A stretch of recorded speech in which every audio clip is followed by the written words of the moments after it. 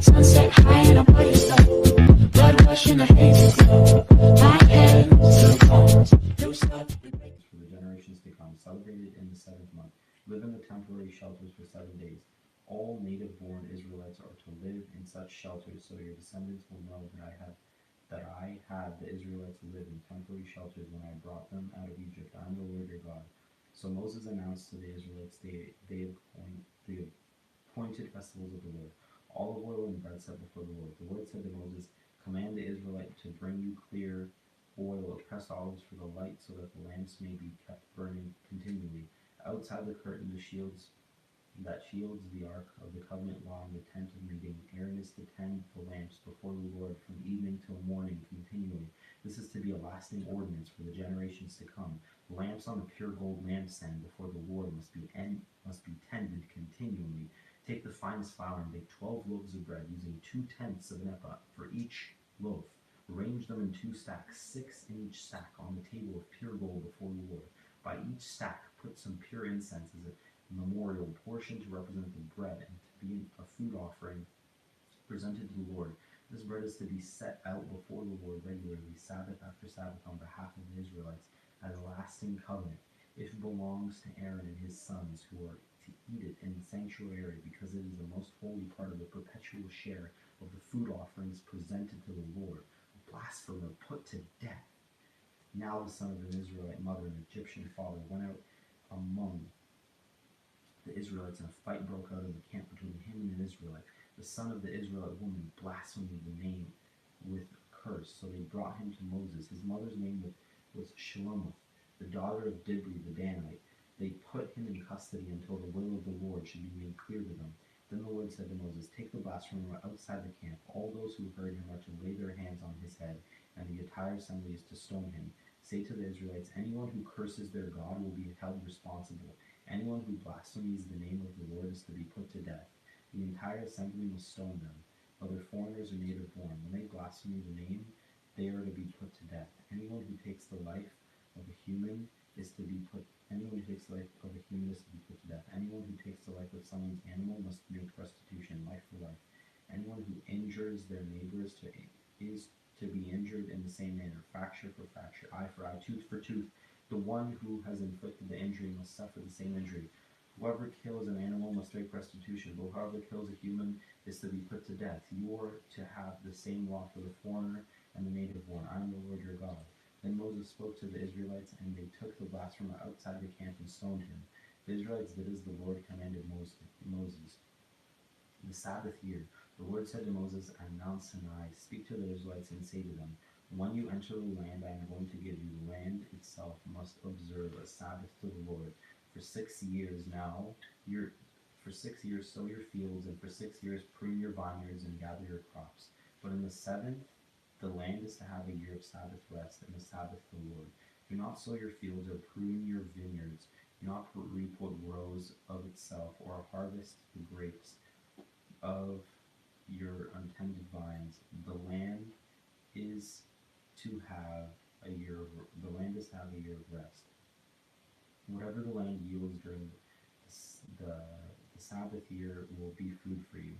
For yourself, your male and female servants, and the hired worker, and the temporary resident who live among you, as for your livestock and the wild animals in your land, whatever the land produces may be eaten. The year of the Jubilee. Count off 7 Sabbath years, 7 times 7 years, so that the 7 Sabbath years amount to a period of 49 years.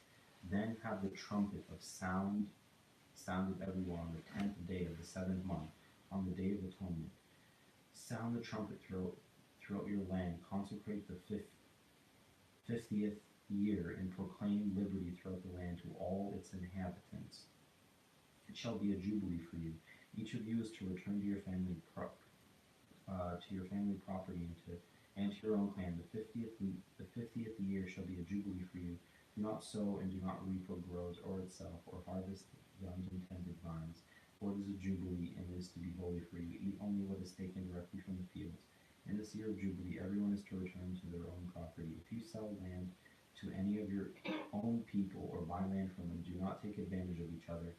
You are to buy from your own people on the basis of the number of years since the Jubilee, and they are to sell to you on the basis of the number of years left for harvesting crops. When the years are many, you are to increase the price, and when the years are few, you are to decrease the price, because what is really being sold to you is the number of crops. Do not take advantage of each other, but fear your God. I am the Lord your God.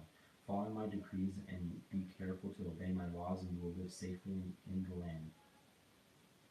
Then the land will yield its fruit, and you will eat your fill and live there in safety. You may ask, what will we eat in the 7th year if we do not plant or harvest our crops?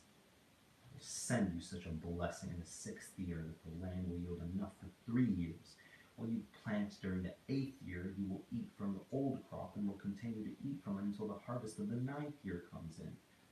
The land must not be sold permanently, because the land is mine, and you reside in the land as foreigners and strangers. Throughout the land that you hold as a possession, you must provide for the redemption of the land.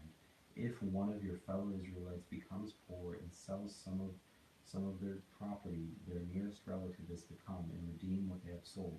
If, however, there is no one to redeem it for them, but later on they prosper and acquire sufficient means to redeem it themselves, they are to determine the value for the years since they sold it and refund the balance to the one whom they sold it, then they can go back to their own property.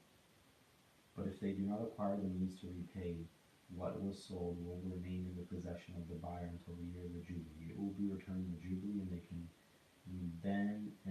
can go back to their property.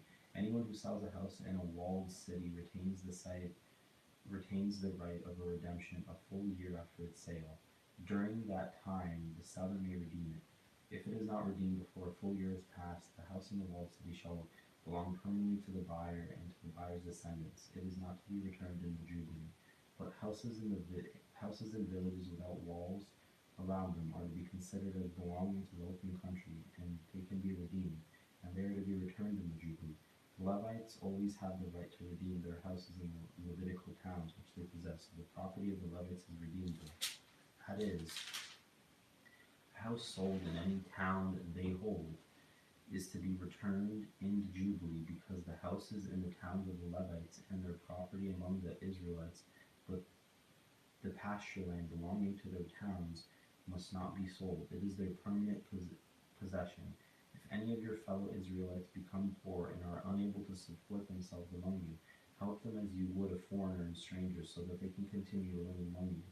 Do not take interest or any profit from them, but fear your God, so that they may continue to live among you. You must not leave them money at interest or sell them food at a profit. I am the Lord your God, who brought you out of Egypt to give you the land of Canaan and to be your God. If any of your fellow Israelites become poor and sell themselves to you, do not make them work as slaves. They are to be treated as hired workers or temporary residents among you, and they are to work for you until the year of the Jubilee. Then they and their children are to be released, and they will go back to their own clans and to use the property of their ancestors, because the Israelites are my servants, whom I brought out of Egypt. They must not be sold as slaves. Do not rule over them ruthlessly, but fear your God. Your male and female servants are to come from the nations around you. From them you may buy slaves. You may also buy some of the temporary residents living among you and members of their clans born in their country, and they will become your property. You can bequeath them to your children as inherited property, and can make them slaves for life. But you must not rule over your fellow Israelites ruthlessly. If a foreigner residing among you becomes rich, and any of your fellow Israelites become poor and sell themselves to the foreigner or to the member of the foreigner's clan, they retain the right of redemption after they have sold themselves.